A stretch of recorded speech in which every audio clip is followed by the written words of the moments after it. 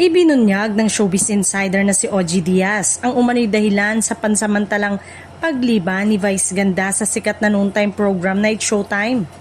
Sa kanyang YouTube channel, ibinahagi niya ang ilang detalye na agad namang pinag-usapan ng netizen.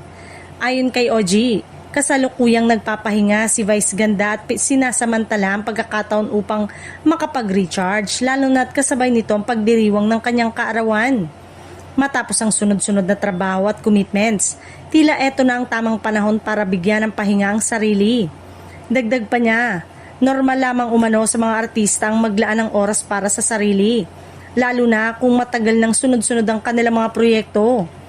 Para kay Vice, mahalaga rin ang mental at physical na pahinga upang mas makabalik siyang mas energized sa programa. Samantala, umusbong din ang ilang espekulasyon tungkol sa posibilidad na may kinalaman ang kanyang pagliban sa plano nitong magkaanak.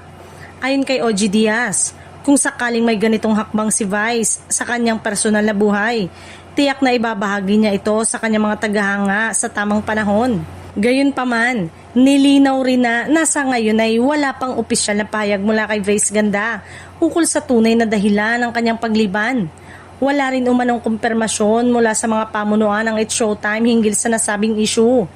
Sa kabila nito, patuloy ang suporta ng mga tagahanga na sabik nang makita ang pagbabalik ni Vice sa It's Showtime. Marami ang naniniwalang iba pa rin ang saya at enerhiya ng programa kapag kumpleto ang mga host, lalo na kung naroon ang kabogable star.